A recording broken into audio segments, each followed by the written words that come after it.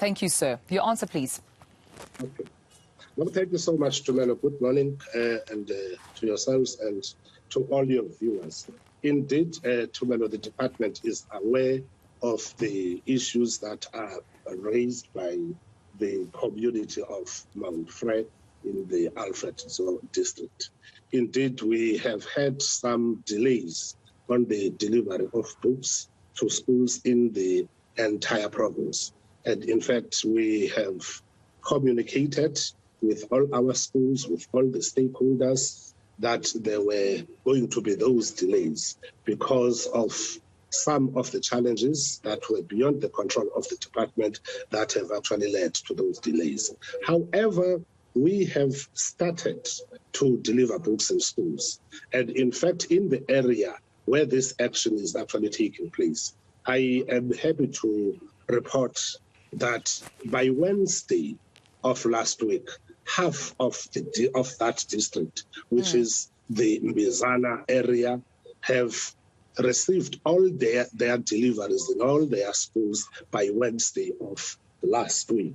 And this week we have already started in earnest with the remaining parts of the district where this protest is actually coming from. So we have started, and our plan is that by end of this week, all the deliveries should have been completed, which in fact is a shortened period than that which we had anticipated when we started this whole process. Because we've given ourselves up to by mid of February, we would have completed the process. Yeah. Mr. Mtyida, may you please share with us what were some of those challenges with which the department experienced? Mainly, Tumelo, and in fact, I think that was to be the only problem.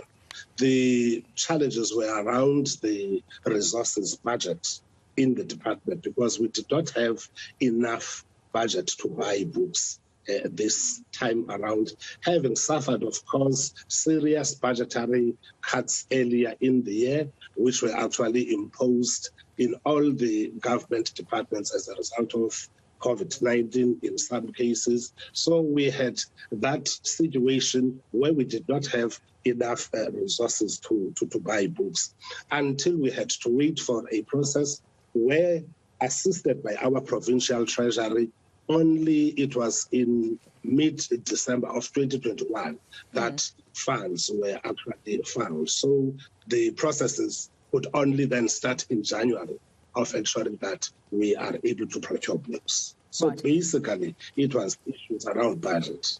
So it seems to me, Mr. Mtyida, that it's not only the learners that had been affected, by these delays or challenges coming from the department, because even teachers have further lamented that there's been non-payment of education assistance, nor general school assistance. They haven't been paid. The department also further failed to refund schools that actually did pay this EAs and GSAs back in November and December, but also a further non-payment, Mr. Mtyida, of learner support agents since August of 2021. What seems to be the challenge here? Why has there been no payment to these agents? Look, this has just been an unfortunate coincidence, because with the payment of GAs and all the support that has been provided to schools, there is no question or issue about availability of budget. We do have money.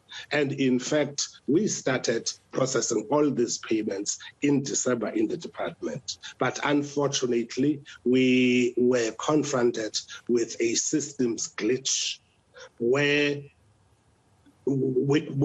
payment just could not go through for various technical glitches that were experienced in the system. And it actually took longer for government, because it was no longer a responsibility of the Department of Education alone.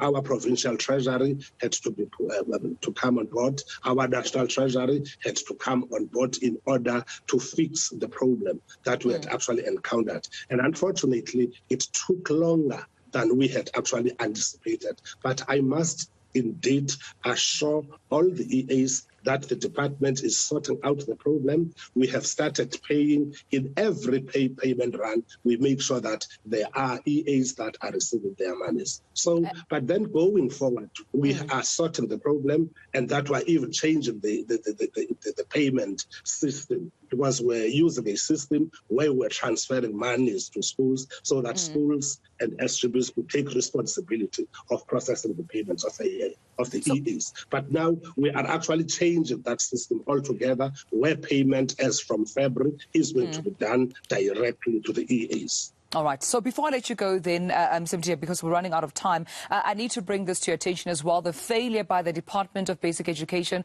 within the Eastern Cape province to renovate damaged schools and infrastructure due to storms from as back as 2015. Why hasn't that been done, and when can you commit to fix those schools? Briefly, please. As we speak, Madam, we have started because there were schools that were affected by storms before 2021. But because of budgetary constraints, the department could not fix all of those schools. But then, with all these storms having come back again in mid-December of 2021, where 105 schools have been affected in the province, we have a recovery plan in terms of which we have already dispatched all the quantity surveyors to go and assess damage in all the schools that are affected. So the process is just underway of ensuring that at the end of the day we fix those schools. We shall be including all the schools that were affected before 2021 in this list of schools. So I'm saying the process of addressing all those challenges is already underway. So what happens to the learners and the teachers in the meantime who have to work under these damaged schools? Are there alternatives? Are there arrangements you've made to make sure that they are safe, to make sure that their kids are warm, they're comfortable, they're not rained on? What happens to the children and the teachers in the meantime?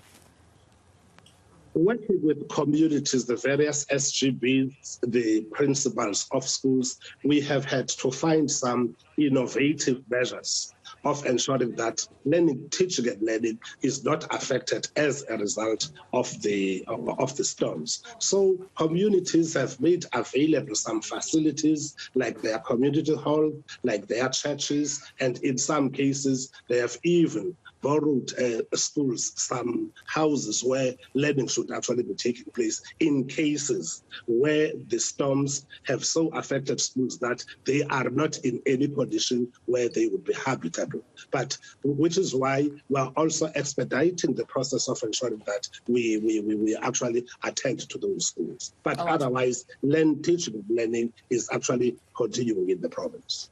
We have to leave our conversation there, but I appreciate you speaking to us this morning, Mr. Thembani Mtyida from the Eastern Cape Education Department. Thank you for your time this morning.